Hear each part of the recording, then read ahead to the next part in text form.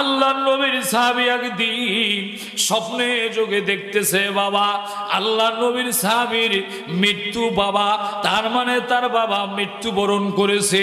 তার বাবার রুহুটা কেন জানি প্রতিটা রাতে তেনাকে এসে ডাক দেয়, আব্বা আয় আয় আমার কাছে আয় না আব্বা, আর বেশি দুনিয়াতে থাকতে পারবে না।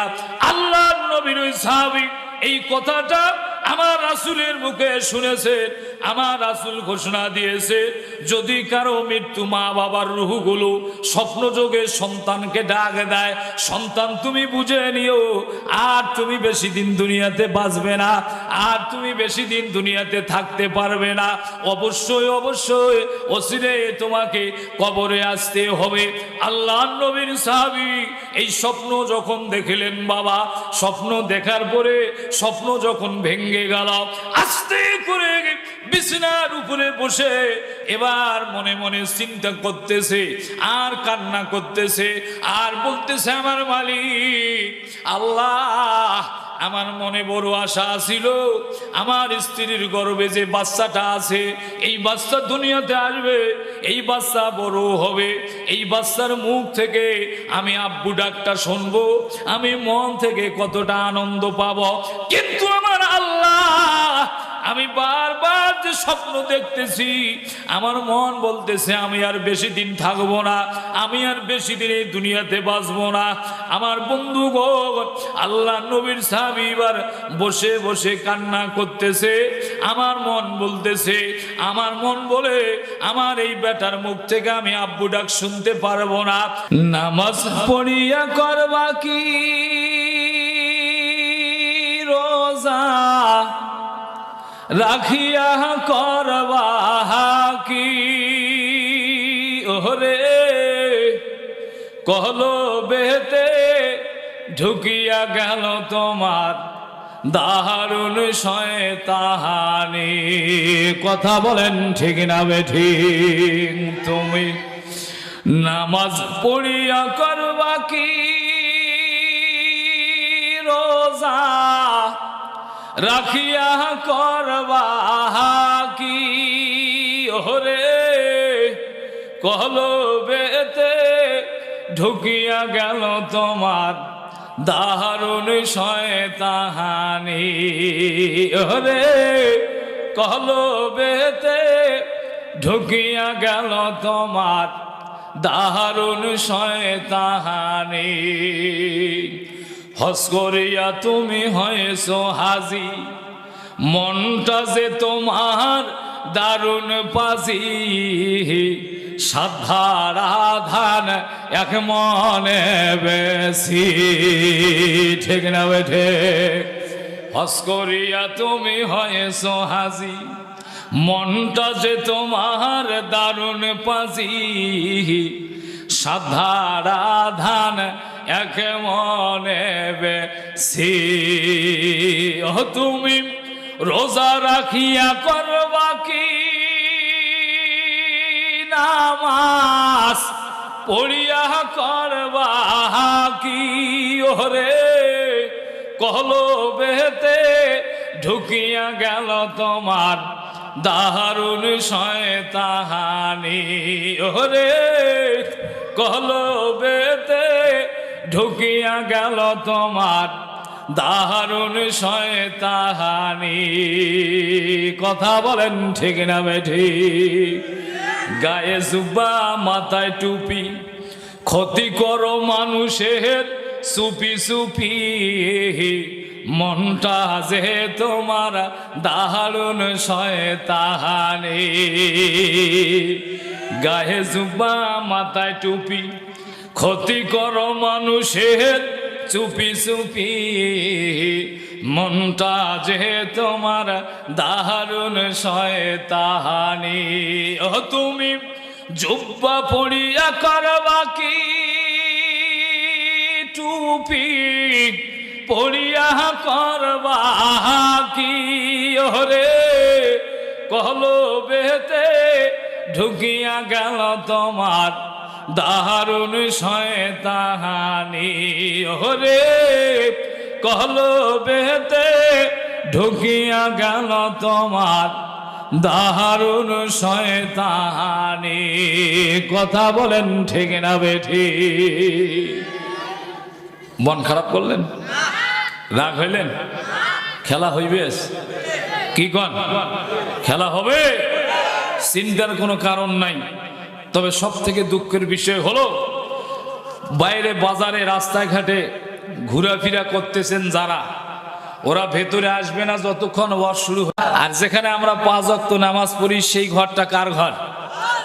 আল্লাহর ঘর। স্টেজে যে কোরআনুল কারীম আছে, এই কোরআন কার? আরো জোরে কথা বলেন, এই কোরআন কার? আমার বন্ধুগণ, আজকে এত সুন্দর একটা জান্নাতের বাগান করে দেওয়া হলো। এই জান্নাতের বাগানটা আপনাদের সকলের আলোচনা শোনার জন্য করা হইল। কিন্তু সব থেকে দুঃখের বিষয় হলো আমরা এমন মুসলমান, আমরা জান্নাতের বাগানও বুঝি না, জাহান্নামও বুঝি না। ঠিক না বে ঠিক? দোকান আছে যেখানে আমরাও আছি, খাওয়া দাওয়া যেখানে আমরাও আছি, মরতু মরতু খায় কিন্তু খাওয়া ছাড়ে না। আমার বন্ধুগণ, এই বিষয়টা বুঝতে হবে। অনেকে আছে আমরা এটার পার্থক্য বুঝি না। সেটা কি রকম? বর্তমান গ্রামগঞ্জে দেখা যায় কিছু কিছু গরিব মানুষের সন্তানেরা ভালো ভালো আলেম হয়, গরিব মানুষের সন্তানেরা ডাক্তার হয়, মাস্টার হয়, বিসিএস ক্যাডার হয়।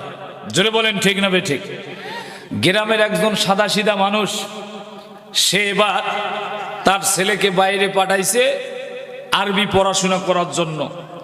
সন্তান বাইরে যাওয়ার পরে পড়াশোনা সব কমপ্লিট, এখন বাসায় আসছে যখন, ওই বাসার সাথে মাহফিল শুরু হয়েছে, তখন বাপ এবার চিন্তা করে, বেটা এত দূর থেকে ঢাকা শহরে কষ্ট করে পড়াশোনা করে তুমি বাসায় আসছো, তা যাই হোক, বাড়ির পাশে বাড়িতে আমার একটা মাহফিল হচ্ছে, তুমি একটু সেখানে বসে কোরআন হাদিস থেকে একটু আলোচনা করো তো, আমি শুনি, দেখি তুমি এতদিন কি পড়াশোনা করলে।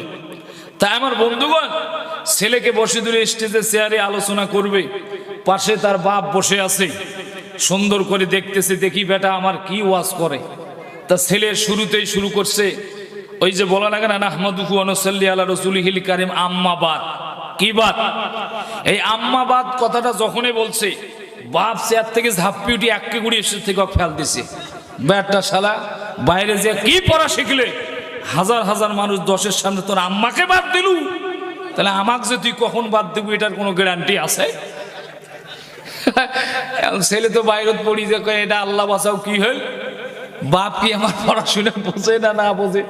আর বাপ সাদা মানুষ তো, ছোট্টবেলায়, আজ থেকে 15 বছর আগের কথা, যে মসজিদে আমি নামাজ পড়াইতাম, একজন গরিব মানুষের ছেলে স্কুলে পড়ে পড়াশোনার রেজাল্ট ভালো, রোল 1 করছে। 1 রোল, কয় রোল? বাপ গরিব মানুষ তো, বাঙ্কা নিয়ে ধান কাটার জন্য বের হয়েছে, যাইবে। তা ছেলে তো আনন্দ খুশি হয়ে আব্বাকে বলছে, আব্বা আমার আজকে স্কুলের ভেতরে 1 রোল হয়েছে। এই লোক বাঙ্কা ভাষা ঝাপ্পিটি করে, বেটা আমি সবারই শুনি 50 রোল হয়, 60 রোল হয়, 100 রোল হয়, তোর 1 রোল? এতদিন থেকে পড়াশোনা করে কি করলো? এবার বলেন তো, সে কি এটা বুঝছে? এখন কিছু কিছু যুবক আছে, কিছু কিছু মানুষ আছে, এরা চিন্তা করেছে ওয়াজ তো মাইকত শুনে যাচ্ছে, তাহলে ল্যাপগার দিয়ে শুতিয়ে শুনলে আমার অপরাধটা কি? ওটা যে বসিয়ে শুনবো, এটা এখানেও শুনবো। কিন্তু এখানে যারা বসে আছেন আলোচনা শুনতেছেন, এটা হলো জান্নাতের বাগান। বলেন তো কিসের বাগান? আর এখানকার বাইরে যারা আছে, সেটা কি জান্নাতের বাগান? না। আমি এতটুকু অনুরোধ করব, একটু বুঝতে হবে। আপনি এখান থেকে বাসায় যাওয়ার পরে আপনার মৃত্যু আসতে পারে, এখান থেকে চলে যাওয়ার পরে আপনার কাছে আজরাইল আসতে পারে। জোরে বলেন, পারে কি পারে না? এজন্য আমি এখনো অনুরোধ করব, যুবকেরা যারা এখনো রাস্তাঘাটে ঘোরাফেরা করতেছো, দয়া করে মেহেরবানি করে একটু এখানে আসেন, বসেন, কোরআন থেকে 2টা কথা শুনেন। এই কথা 2টা আমল করলে আল্লাহ পাক অবশ্যই এটার ওসিলায় মাফ করে দিবে। যেরকম সুবহানাল্লাহ। সম্মানিত বন্ধুগণ, ছোট খাতা মধ্যপাড়া ডিমলা নীলফামারী। তো যাই হোক, আজকের এই মাহফিলের সম্মানিত সভাপতি যিনি, আমরা সকলেই তেনাকে চিনি, জনাব মোহাম্মদ মনিরুজ্জামান মনির সাহেব। উনি কি আছে এখানে? আছে? আপনি? আল্লাহ পাক সম্মানিত সভাপতি সাহেবকে কবুল করুক, সেই সাথে হায়াতে তৈয়বা দান করুক। জোরে বলেন আমিন। আজকের মাহফিলের সম্মানিত প্রধান অতিথি হযরত মাওলানা অধ্যক্ষ কাজী হাবিবুর রহমান সাহেব আছেন কি? নাই না? আজকের মাহফিলের সম্মানিত বিশেষ বক্তা হযরত মাওলানা আসাদুজ্জামান আসাদ ভাই এর আগে আমার আগে আলোচনা করে গেলেন আমার বড় ভাই বিশেষ মুফাসসির হযরত মাওলানা আজহারুল ইসলাম বিপ্লবী সাহেব।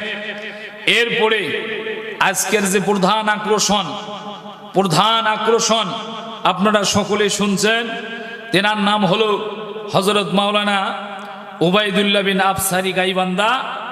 28 ইঞ্চি, কত ইঞ্চি? 28 ইঞ্চি লম্বা আর খাটো আজ খেলা হবে। কি কন? রাত জাগত থাক, চলুক ওয়াজ, চলবে না বন্ধ হইবে? জোরে বলেন। সম্মানিত বন্ধুগণ আসেন, এরপরে এই পোস্টারে এখনো যাদের নাম আছে, এই পোস্টারের নাম আমি আনুমানিক যদি হিসাব করি 70-100টা নাম হবে। পোস্টারের যাদের নাম আছে, নাম বলতে বলতে রাত শেষ। ইনশাআল্লাহ এখানে যাদের নাম আছে তারা সহ আমার সামনে যারা বসা দিনদার পরহেজগার মুত্তাকি ভাইয়েরা, পর্দার আড়ালে কলিজার টুকরা মা এবং বোনেরা, আমি আবারও আমার অন্তর থেকে সকলকে সালাম জানাইছি। আসসালামু আলাইকুম ওয়া রাহমাতুল্লাহি ওয়া বারাকাতুহু। আমার বন্ধুগণ, আপনারা আজকের এই মাহফিলে আসতে পেরে খুশি না বেজার? জোরে বলেন, খুশি না বেজার? যদি থাকেন খুশি, মুখে নিয়ে হাসি, উঁচু করে কাল্লা একটাবার জোরে বলেন তো সুবহানাল্লাহ। আমার বন্ধুগণ আসেন, আজকের মাহফিল থেকে আমি কিছু আলোচনা করতে চাই।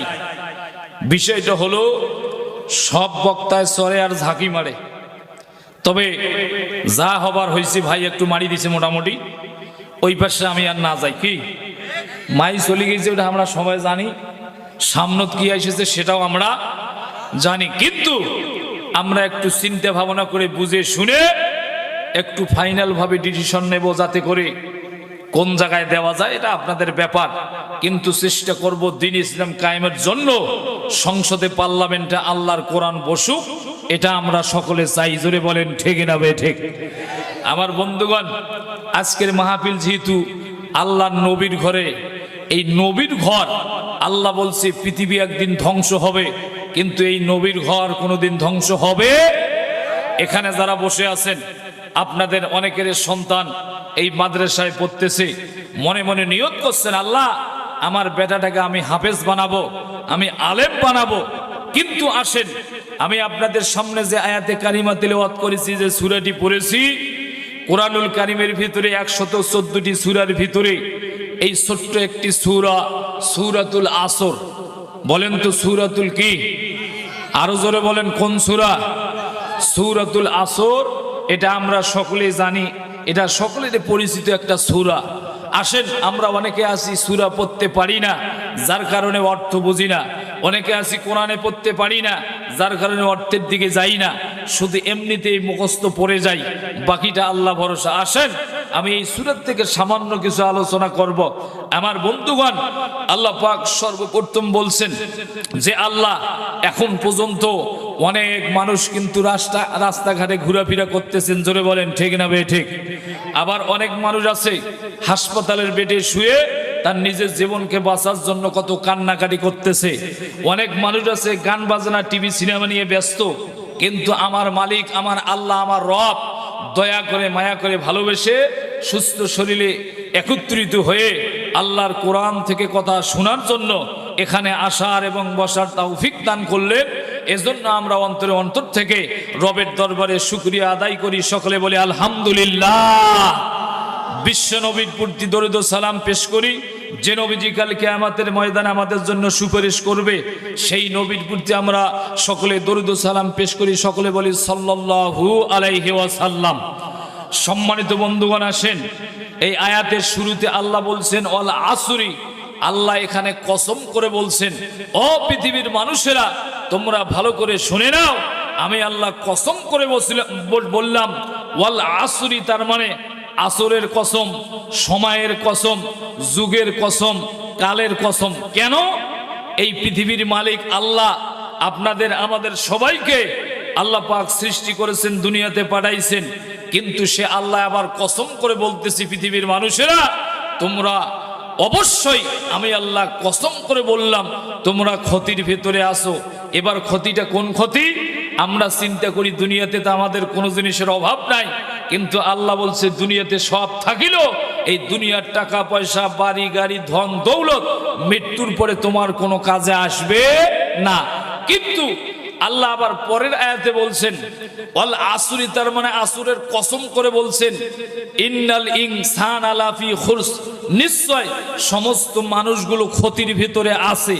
কিন্তু আল্লাহ বলছেন যে ওই সমস্ত মানুষেরা ক্ষতির ভিতরে থাকবে না যাদের অন্তরে যারা 4টা গুণ অর্জন করতে পারবে। বলেন তো কয়টা গুণ? জোরে বলেন কয়টা? 4টা গুণ। তার ভিতরে হলো ইল্লাল্লাযিনা আমানু, ঈমান আনবে যারা।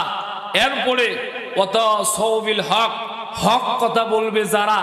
এরপরে ওয়াতাসাউ বিস সবর, সবর করবে, ধৈর্য ধারণ করবে যারা। আমি আল্লাহ তাদেরকে মাফ করে দিয়া জান্নাতের ভেতরে দেব। জোরে বলেন সুবহানাল্লাহ। সম্মানিত বন্ধুগণ, আসেন আল্লাহ পাক রব্বুল আলামিন এই সূরা থেকে সংক্ষিপ্ত সময় কিছু আলোচনা শোনার, সুন্দরভাবে আমাকে বলার তৌফিক দান করুক। আর একটাবার সকলে বলেন আমিন। সম্মানিত বন্ধুগণ, আসেন যেহেতু মাদ্রাসার মাহফিল, আমরা আমাদের সন্তানদেরকে কেন মাদ্রাসায় দেব? এই সন্তানেরা মাদ্রাসায় পড়লে লাভ কি হবে? এই সন্তানেরা মাদ্রাসায় পড়লে কিয়ামতের ময়দানে তাদের ওসিলায় আল্লাহ আমাদেরকেও মাফ করে দিবে। জোরে বলেন ঠিক না বে ঠিক? আমরা যারা এখানে গার্জিয়ান আছি, আমরা যারা সন্তানের পিতা বসে আছি, আমি যদি বেঁচে থাকা অবস্থায় আমার সন্তানটাকে আলেম বানাই, আমি যদি হাফেজ বানাই, নিয়ত করি, আল্লাহ পাক রব্বুল আলামিন ওই সন্তানকে তো মাফ করবে, তা তো অবশ্যই। ওই সন্তানের জন্য নিয়ত করার কারণে আমাদেরকেও মাফ করে দিবে। জোরে বলেন সুবহানাল্লাহ। সম্মানিত বন্ধুগণ আমার,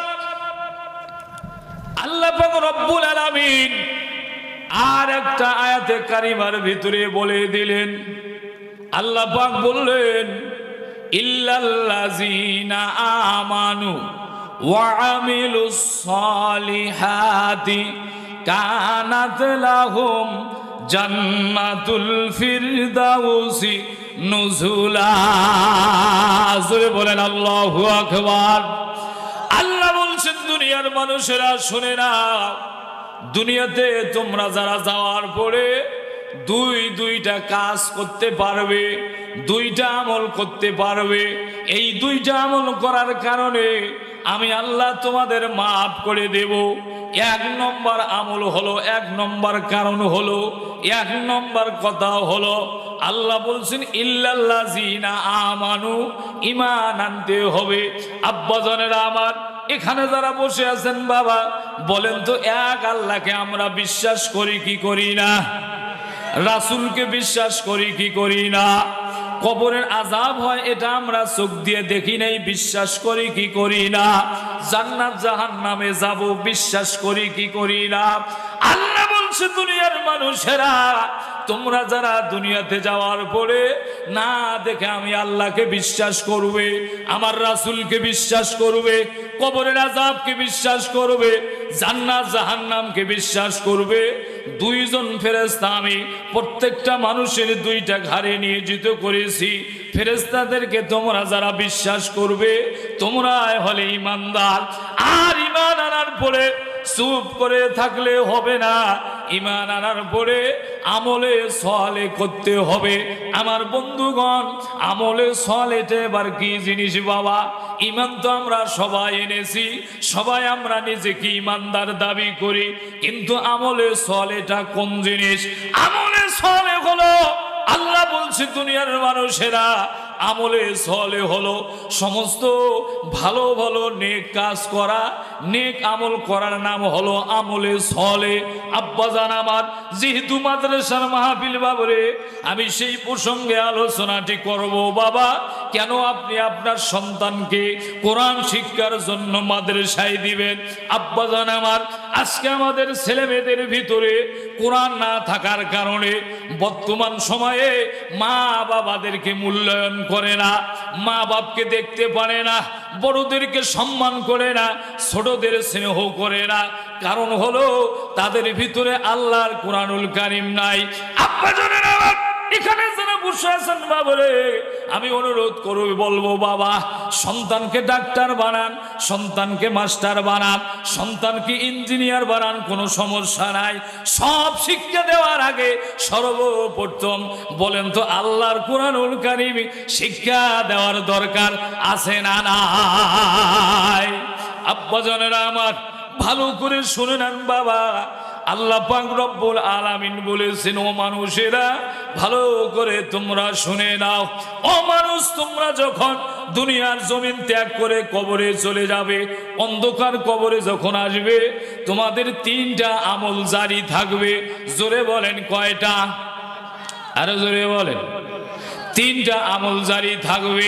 তিনটা আমলের ভিতরে নাম্বার 1 আমল হলো, তুমি যদি দুনিয়াতে একটা নেককার সন্তান বানায় যাইতে পারো, নেককার সন্তান বানায় রেখে যেতে পারো কবরে, ওই সন্তান দুনিয়াতে থাকবে যতদিন, তোমার জন্য হাতটা তুলে দোয়া করবে ততদিন। সন্তান যখন মা বাবার জন্য দুইটা হাত তুলে দোয়া করবে, আল্লাহ অবশ্যই অবশ্যই সন্তানের দোয়ার কারণে আপনার কবরের আযাব মাফ করে দিবে। জোরে বলেন সুবহানাল্লাহ। 2 নম্বর আমল হলো, এই দুনিয়া সুন্দর করে সাজাইতে গিয়া আজকে আমরা সঠিকভাবে নামাজ পড়ি না, আমরা কোরআন পড়ি না, পর্দা রোজার দিকে আমাদের কোনো খেয়াল নাই। আল্লাহ বলছে, মানুষেরা তুমি যদি দুনিয়াতে বেঁচে থাকা অবস্থায় নেক আমল করতে পারো, মৃত্যুর পরে ওই নেক আমলের সব তোমার কবরে যাবে।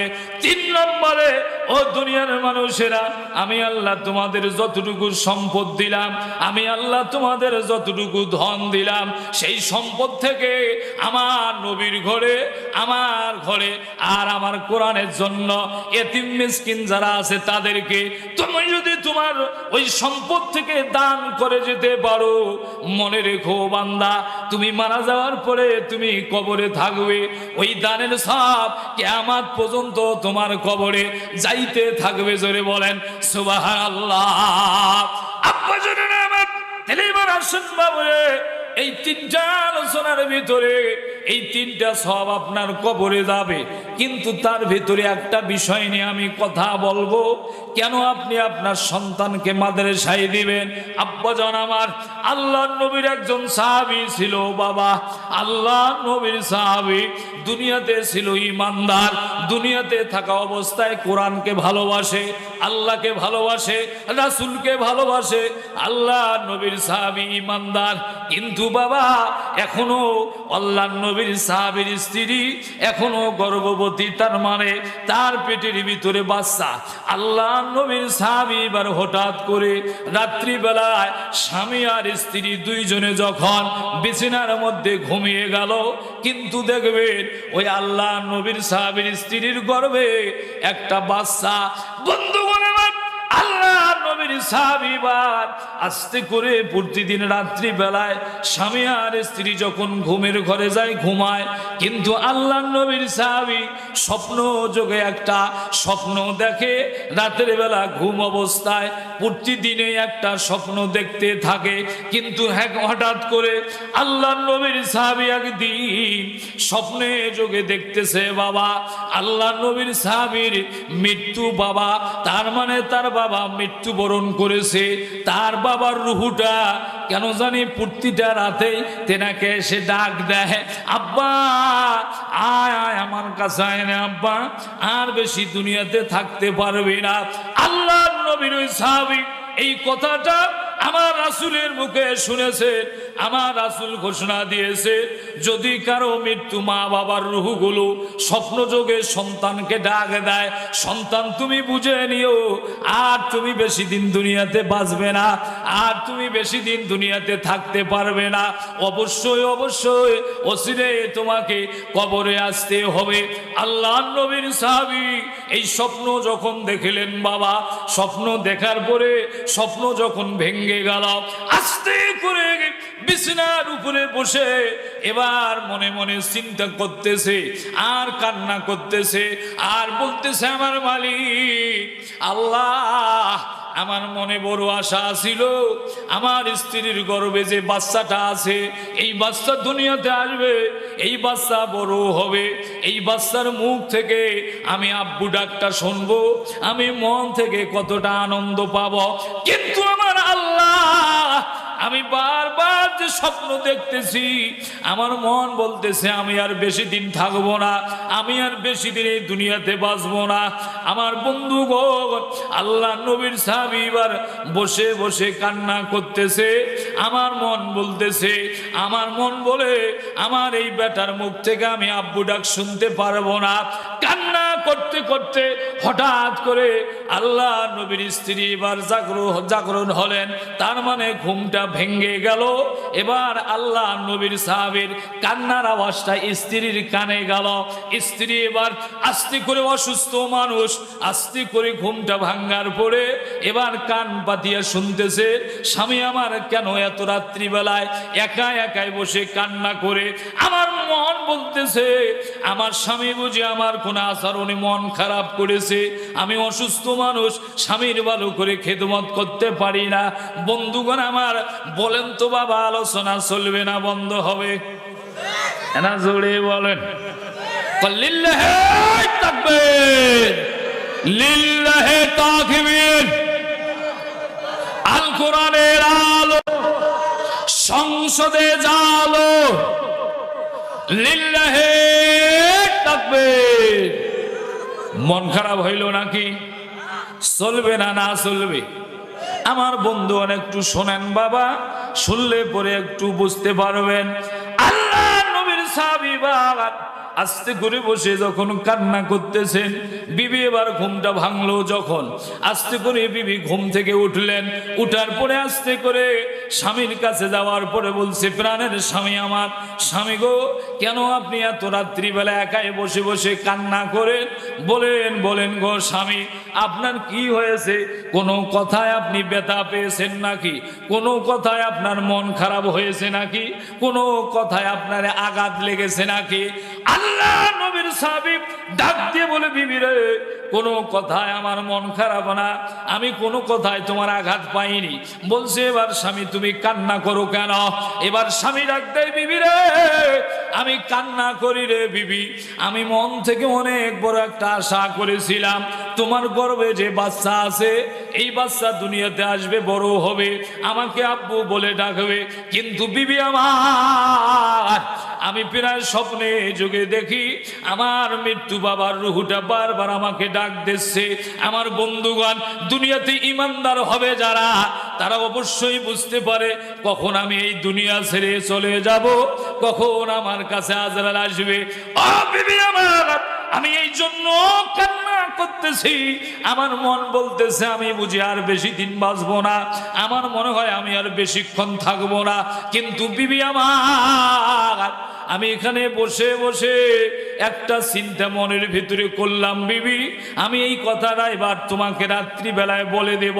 বিবি রে, আমি এখন না জানি কখন কোন সময় মারা যাবো রে বিবি, আমি মারা যাওয়ার আগে এই জায়গার ভিতরে বসে বিবি তোমাকে আমি দুইটা উপদেশ দিয়ে যাব। জোরে বলেন কয়টা? আরো জোরে, জোর হলো না? দুইটা উপদেশ দিয়ে যাব। আমার বন্ধুগণ, বিবিটা বলছে, স্বামী আমার, বলো বলো স্বামী, কি বলবে তুমি রাত্রিবেলা, আমি শুনতে রাজি আছি। এবার আল্লাহর নবীর সাহাবী ডাক দিয়ে বলছে, বিবি আমার, আমি এই রাত্রিবেলায় দুইটা উপদেশমূলক কথা তোমারে বলবো, দুইটা কথা আমি তোমারে বলে যাব।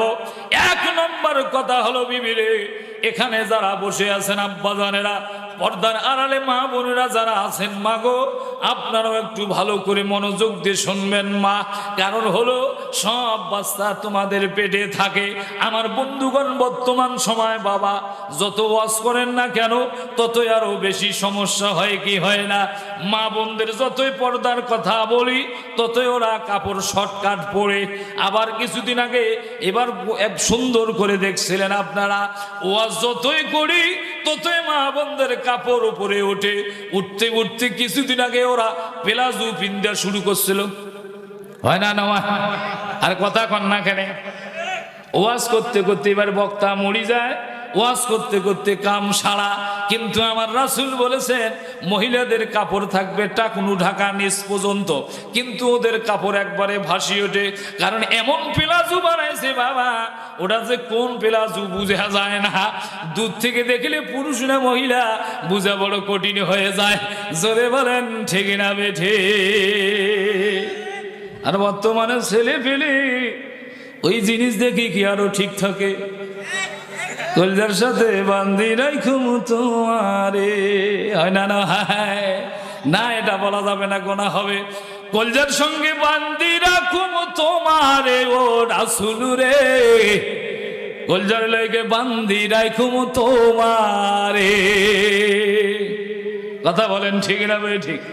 কিন্তু এখনকার যুবক তো এলে বোঝে না, যেটাই হিট হয় সেটাই মারে, ঠিক না ভাই? ঠিক। শুনে না, আল্লাহ নবীর সাহাবী ডাক দিয়ে বলছে, বিবি আমার, এক নম্বর যে উপদেশ তোমাকে আমি দিয়ে যাব, এক নম্বর যে কথাটা আমি তোমাকে বলবো, বিবি আমার, তোমার পেটের ভিতরে যে বাচ্চাটা আছে বিবি, বাচ্চা যদি ছেলে হয় অথবা মেয়ে হয়, ছেলে হয় অথবা মেয়ে হয়, বিবি আমার, তোমার পেটের ভিতরে যে বাচ্চা আছে বিবি রে, যদি ছেলে হয় আর মেয়ে হয় বিবি, এক নম্বর আদেশ তোমারে আমি বলে গেলাম, তোমার পেটের ভিতরের বাচ্চাটা ছেলে হোক আর মেয়ে হোক, দুনিয়াতে আসার পরে বড় হওয়ার পরে কথা বলা যখন শুরু করবে, তুমি সর্বপ্রথম আল্লাহর কোরআনুল কারীম শিক্ষা দিয়া দিবে। জোরে বলেন আল্লাহু আকবার। এখানে বসে আছেন যারা, বলেন তো এই নিয়তটা করা যায় কি যায় না? আরো জোরে বলেন। আব্বা জানেন আমার, ভালো করে শুনে নেবেন বাবারে। তাহলে এক নম্বর কথা বললেন বিবিরে, ছেলে হোক আর মেয়ে হোক কোরআনুল কারীম শিক্ষা দিবে। দ্বিতীয় নম্বর যেটা উপদেশমূলক কথা বিবি শুনে রেখো, আমি যখন মারা যাব, আমার মরণের পরে বিবি, আমার লাশটা যখন জানাজা পড়ার জন্য নিয়ে যাওয়া হবে বিবি, ওই লাশের জানাজা কোন যুবক ছেলে আমার লাশের জানাজা পড়াইতে পারবে না। একজন বৃদ্ধ মানুষ আমার লাশের জানাজা পড়াবে, একজন বৃদ্ধ মানুষ আমার লাশের জানাজা পড়াবে বিবি। এই দুইটা উপদেশমূলক কথা আমি তোমারে বলে গেলাম। আমার সন্তানটা ছেলে হোক আর মেয়ে হোক কোরআনুল কারীম শিখাবে। আর আমি মারা যাওয়ার পরে আমার লাশের জানাজা কোনো যুবক ছেলে করতে পারবে না, একজন মুরব্বী মানুষ করবে বিবি। আমার ডাকতে বলছে, স্বামী রে, এক নম্বর কথাটা আমি ভালো করে বুঝলাম, আমার কোনো সমস্যা হইতেছে না, কিন্তু দুই নম্বর কথাটা আমি এখনো বুঝতেছি না স্বামী আমার। আপনি মারা যাওয়ার পরে আপনার লাশের জানাজা কোনো যুবক ছেলে করতে পারবে না, একজন মুরব্বী মানুষকে দিয়া করানো লাগবে। স্বামী, এটা তো আমি বুঝলাম না, এবার যদি এটা আমাকে একটু ভেঙ্গে বলতেন।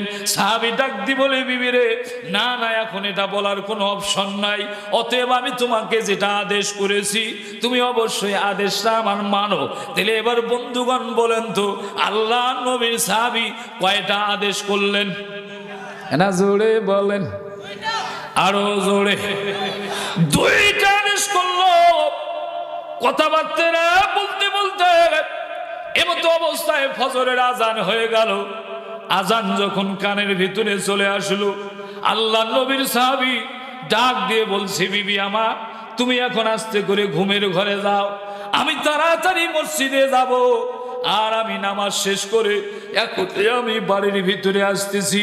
কারণ হলো আল্লাহ নবীর সাহাবীর প্রতিনিয়ত একটা নিয়ম ছিল বাবা, প্রতিদিন ফজরের নামাজ পড়ে বাসায় এসে সূরাতুল ইয়াসিন তেলাওয়াত করে। এটা আমল প্রতিদিন আল্লাহ নবীর ওই সাহাবী করে। আমার বন্ধুগণ বলেন তো বাবা, এখানে যারা বসে আছে আমরা কি সবাই আমলটা করি না? জোরে বলেন। আমরা তো নামাজে না পড়ি, ঠিক না বে ঠিক? ঠান্ডা যত বেশি হয় নামাজই তত কমে যায়। ফজরের আজান হলো, 2-3 মানুষ নিয়ে নামাজ পড়া লাগে। মুয়াজ্জিন সাহেব ডাক দিয়ে বলে, আসসালাতু খায়রুম মিনান নাওম, আরামের ঘুম হারাম করো, ঘুমের চাইতে নামাজ পড়ো। অতএব এই কথা শোনার পরে লেবার তুসু আমরা গায়ে দিয়া এমন ভাবে ঘুম ঘুমাই বাবা, 10টা না বাজলে আমাদের ঘুমটা ভাঙ্গে না। কথা বলেন ঠিক না বে ঠিক? হয় না নয়? আমরা কি কোরআন পড়ি? কোরআন কি আমরা জানি? সবাই জানি?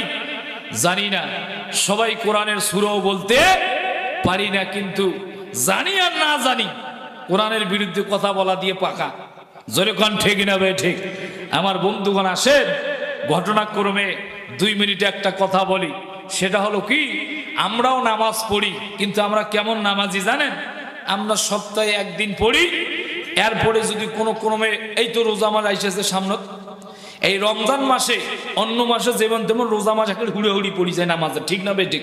বাবা কাজ স্যান্ডেল যে কায় নিয়ে যাচ্ছে কোনো ঠিক নেই। এই রমজান মাস আসলে বিশেষ করে আমার স্যান্ডেল বেশি কই হারায়। আমার এরপর আমার টার্গেট যেটে ধর ওটে ধরি যায়, আসলে এবার কি নামাজ পড়ি যায়। তারপরে সেদিন একজনকে গত রমজানে নামাজ শেষ করি, উনি আমার স্যান্ডেল পাত দিয়ে যাচ্ছে। আমরা চাচা আপনি খারাপ করে যান, কয় হুজুর আমি বাড়ি যাবো। তো কার স্যান্ডেল বাদ দিয়ে যাচ্ছেন? কেন আমার স্যান্ডেল পেন্দিছি? তো দেখেন তো এটা আপনার স্যান্ডেলে আমার স্যান্ডেল করে গেল। কচ্ছে বাবা আজ রোজাদা মাথা ধরছিল তো এই জন্য মোর মনে নেই। আশা করি এটা কথা হইল। কিছু কিছু নামাজি আমরা আছি, বিয়ে আসছে বাড়িতে, বিয়েই হলো নামাজি, নামাজ না পড়লে বিষয়টা কেমন হয়। কিছু কিছু মসজিদের সভাপতি আর সেক্রেটারি দেখবেন বাবা জীবনে পাঞ্জাবি পেনদে না, কিন্তু আজ বিয়ে এসছে তো নতুন পাঞ্জাবি আর টুপি গাদ দিছে, হয় না না? মানে সৌদি আরব থেকে হুজুর আসিল। তা যাই হোক, এক লোক মসজিদের সভাপতি আর একজন সেক্রেটারি, এখন পাশাপাশি 2 জনের বাড়ি। সভাপতির বাড়ির ঝাঁকাই আসছে, তার মানে সেক্রেটারিকে খবর দিছে যে আপনিও আইসেন, সাগাইয়ের সঙ্গে খাবো। তা এখন দেখছি বিষয়টা বিয়েই হলো আমার নামাজি, নামাজ পড়ে টুপি পাঞ্জাবি আছে, এখন আমরা যদি না পড়ি এটা বিষয়টা কেমন হয় না? তা সভাপতি একটা বিশাল পাঞ্জাবি গাদ দিছে, টুপি মাথার দিছে, সেক্রেটারি কইছে তুইও পড়ে আসিস, নাইলে বিষয়টা কেমন হইবে। তা যাই হোক, আসরের পরে পরে আসছে, নাস্তা পানি সব খাওয়া খাই শেষ। এখন নতুন বিয়ের ডাক দিয়ে কয় সভাপতি, বিয়ে চলো না বাজারের হতে যে ঘুরিয়ে আসি। আর কি করেন?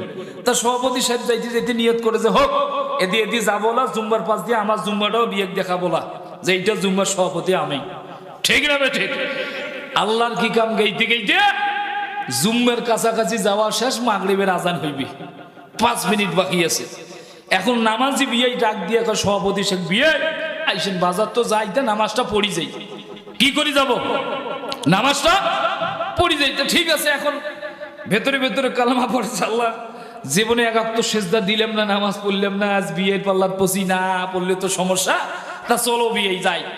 একেবারে 3 জনে উজু করি, সামনত জামড়ে পড়ি বসি আছে।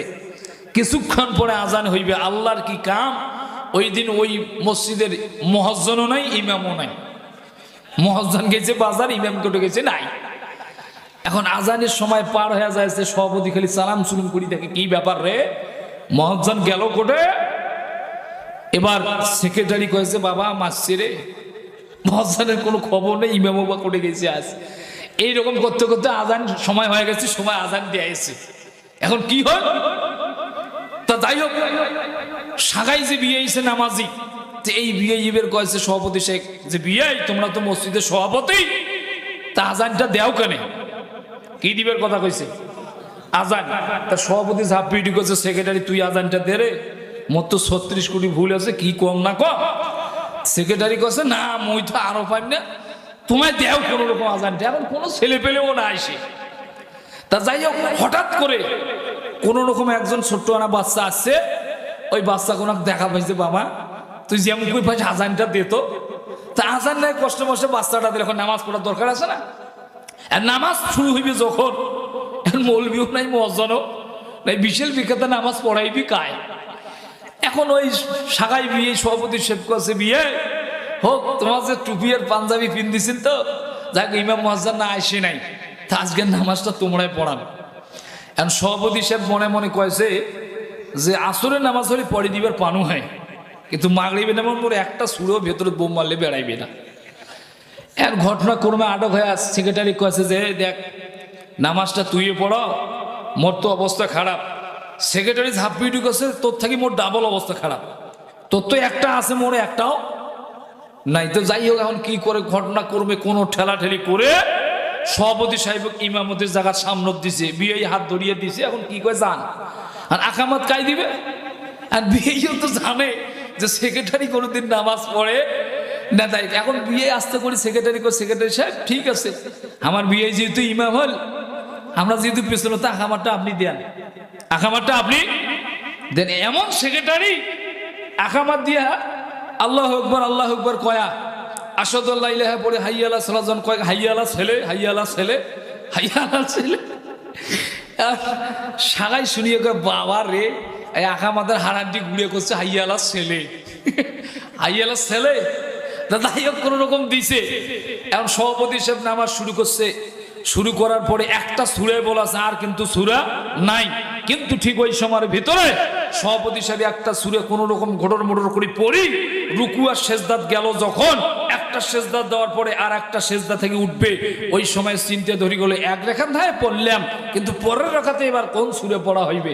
তা যাই হোক, সভাপতি সাহেব সেজদাত যে দুইটা সেজদাত দিছে, ওই দুইটা সেজদাতে ওই চিন্তা পড়ে গেছে। এবার শেষে বাকি রেখা দুদিন দেখবে নামাজ থেকে মাথা ভাসে নেবে, ওটা আর মনে না। এবার চিন্তাত পড়ে গেল বাকি সময়টা হইবে কি। তা যাই হোক, একজন ইমাম যখন নামাজ শুরু করে, পেছনে যতই আপনি মাথা পড়া হন, ইমাম মাথা না ভাসাইলে কিন্তু আপনি ভাসে পাইবেন না। এখন সভাপতি সাহেব দুইটা সেজদাত যা চিন্তা করে, আর তো সুরে নাই। এবার অনেকক্ষণ থাকার পরে পেছনের ছেলে পেলে বলে কি ব্যাপার রে, এখনো কেন ইমাম সাহেব মাথা উঠায় না? সাগাই বিয়ে করছে, আল্লাহ বাঁচাও, আমার বিয়ে কি ওটা মানায় গেল না, জীবিত থাকিল কি ব্যাপার মাথা কানে ভাসায় না। এখন বিয়ে সেজদাত থাকি সুরে তো নাই, আস্তে করে কাল্লা করি ভাসে, দেখে জায়গায় মাত্র সেজদাত আছে, বিয়ে ঝাপ্পি উঠি চাটি ভাঙ্গি বেড়ে দৌড় দৌড় দৌড়। এবারে আধা ঘন্টা হয়ে গেল, ইমাম মাথা ভাসায় না, কি হল? তা যাই হোক, কিছু কিছু মুরব্বী মানুষ অনেক সময় থাকে কমর টমর লাগি যায়। তো এখন ওই জায়গার ভিতরে সাগাই বিয়ের সাথে ওই যে ছেলেটা আজান দিয়েছে, ওয়াইফের সেজদাতও আছে। তা সাগাই বিয়ের সেজদাতেও টোকলা যায়, দেখ তোরে ইমাম সাহেব আছে না, মারা গেছে দেখ। এবারে এই উঠিয়ে কাল্লা ভাসে দেখে ইমাম নাই, ঝাপ্পি ঢুকেছে তোমার সেজদা থাকি, ওটাও ইমাম নাই। বলেন তো এইরকম লোক আছে না নাই? আরে জোরে বলেন আছে না নাই? বোম মারলে একটা সুরো বেড়ায় না, কিন্তু ইমামের বিরুদ্ধে কথা বলে, জোরে বলেন আছে না নাই? আজকে মসজিদে আমি নামাজ পড়াইতে গিয়া কিছু নাস্তিক আছে, কোরআন তাদের সহ্য হয় না, কোরআন কথা শুনলে তাদের জ্বলে ওঠে, আল্লাহর কোরআন তোরা সহ্য করতে পারে না। আল্লাহ বলছে তোমার যদি কোরআন সহ্য না হয়, আমার জমিন থেকে বেরিয়ে যাও, তোমার এই জমিনে জায়গা হবে না, হবে না, হবে না। কথা বলেন ঠিক না বেটে? আমার বন্ধুগণ আসেন, সম্মানিত বন্ধুগণ, কালেকশন তো করবো বাবা, মাথা আছে ওটা আমার, চিন্তার কারণ নাই। আমি একটু সামনে যাব, 5 মিনিটে করিয়ে নেব, চিন্তার কোনো কারণ নেই। আব্বা জানে না কেউ ওঠেন না, সিলেবাসে। যাই হোক, একটু আগাই। তাহলে কয়টা উপদেশ দিল? 2টা কথা বলছিলেন যে সন্তানটাকে আলেম বানাইতে হবে, এরপরে আমার মৃত্যুর পরে আমার জানাজাটা এবার মুরব্বী একজন মানুষকে পড়াইতে হবে, কোনো যুবক ছেলে জানাজা পড়াইতে পারবে না। সম্মানিত বন্ধুগণ, এবার আসেন, আমি বাকি আলোচনাটা করব ইনশাআল্লাহ এখনই, তবে তার আগে একটু কথা বলবো, মনোযোগ দিয়ে শুনবেন। সম্মানিত বন্ধুগণ আমার, আল্লাহ নবীর সাহাবী এই কথা বলার পরে নামাজ শেষ করে আবার যখন বাসার দিকে আসলেন, বাবা রুমের ভিতরে ঘরের ভিতরে ঢুকবে যখন, ঠিক ওই সময়ের ভিতরে আব্বা জাগান আল্লাহ নবীর সাহাবীর দরজার সামনে একটা খেজুরের গাছ ছিল। সেই খেজুরের গাছের ডালে সুন্দর করে বাবা হলুদ রঙের একটা পাখি বললেন। ওই হলুদ রঙের পাখিটি কি হল বাবা, উঠে যাচ্ছেন কেন? ভেজাল হয়েছে, মন খারাপ হল? জোরে কোন ওয়াজ চলবে না না চলবে? জোরে বলেন, কতক্ষণ চলবে? সারা রাত? সারা রাত ওয়াজ চলুক, ওয়াজ করতে করতে বক্তা মরুক, ফজরের নামাজ খায় পড়ে পড়ুক, হইবে? আমার বন্ধুগণ, আল্লাহ নবীর সাহাবী নামাজ শেষ করে যখন বাসার ভিতরে ঢুকলো বাবা, ঠিক ওই সময়ের ভিতরে আবার আল্লাহ নবীর সাহাবীর গেটের সামনে একটা খেজুরের গাছ ছিল। আব্বাজান আমার ওই খেজুরের ডালের ভিতরে হঠাৎ করে হলুদ রঙের একটা পাখি আসিয়া পড়লেন। পাখিটা আল্লাহর কাছে বলেছিলেন, আল্লাহ ও মালিক, আমি ওই তোমার বান্দার কাছে যাব, আমি তাকে দুইটা সুসংবাদ দেওয়ার জন্য যাব। আল্লাহ এই মুহূর্তে আমার জবানটা একটু খুলে দেন, আমি যেন ওই খেজুরের ডালে পড়ে তোমার বান্দার সঙ্গে আমি যেন একটু কথা বলতে পারি। আব্বা জানে আমার ঠিক ওই সময়ের ভিতরে বাবা হঠাৎ করে আল্লাহ নবীর সাহাবী যখন ঘরের ভিতরে ঢুকবে, খেজুরের ডালে সুন্দর একটা হলুদ রঙের পাখি পড়ল। পড়ার পরে পাখির জবান আল্লাহ খুলে দিল। পাখি এবার কথা বলতেছে, আল্লাহর বান্দা দাঁড়াও দাঁড়াও, এখন ঘরের ভিতরে ঢুকা যাবে না। আমি আসলাম তোমার কাছে দুইটা সংবাদ দেওয়ার জন্য, দুইটা কথা আমি তোমার কাছে বলবো। আল্লাহ নবীর সাহাবী আস্তে করে দরজার ভিতরে দাঁড়িয়ে গেলেন। কি কথা বলবেন বলেন? ঠিক ওই সময়ের ভিতরে আল্লাহ নবীর সাহাবী পাখির দিকে লক্ষ্য করে বলছে, পাখিরে কি কথা বলবে তাড়াতাড়ি বলো। পাখি এবার ডাক দিয়ে বলছে, আল্লাহ নবীর সাহাবী, আমি এখানে আসলাম তোমাকে দুইটা কথা বলার জন্য, দুইটা সংবাদ দেওয়ার জন্য। এক নম্বর সংবাদ হলো, ও আল্লাহর নবীর সাহাবী, ও আল্লাহর বান্দা, আপনি আর বেশিক্ষণ দুনিয়াতে থাকবেন না, কিছুক্ষণ পরে আপনার কাছে আজরাইল আসবে, আপনি মরণের জন্য প্রস্তুতি নিয়ে নেন। আর দুই নম্বর কথা হলো, আপনার লাশের জানাজা যখন পড়ানোর জন্য নিয়ে যাওয়া হবে, ওই জানাজা পড়ার সময় আমি হলুদ রঙের পাখি এমন একটা ঘটনা ঘটে দেব বাবা, ওই সময়ের ভিতরে হাজার হাজার মানুষেরা শুধু আমার দিকে দেখবে, আমার দিকে লক্ষ্য করবে। আব্বাজান আমার আল্লাহ কুরআনুল কারীমের ভিতরে বলছেন, ফাদখুলি ফি ইবাদি ওয়াদখুলি জান্নাতি। জোরে বলেন আল্লাহু আকবার। দুনিয়াতে যারা আমল করবে, মৃত্যুর পরে আল্লাহ তাদেরকে মাফ করে দিবে। আব্বাজান আমার এই পাখি এই কথা বলার পরে চলে গেল। আল্লাহ নবীর সাহাবী এবার ঘরের ভিতরে ঢুকে গেল। আব্বাজান আমার কিছুক্ষণ পরে এবার মারা যাবে, তারপরে জানাজা পড়ার সময় কি হবে? হলুদ পাখিটি আবার আসবে। বলেন তো এই পাখি আলোচনা শোনার দরকার আছে না নাই? আব্বাজান আমার অবশ্যই আমি আলোচনাটা শেষ করব বাবা, কিন্তু তার আগে আপনারা সকলে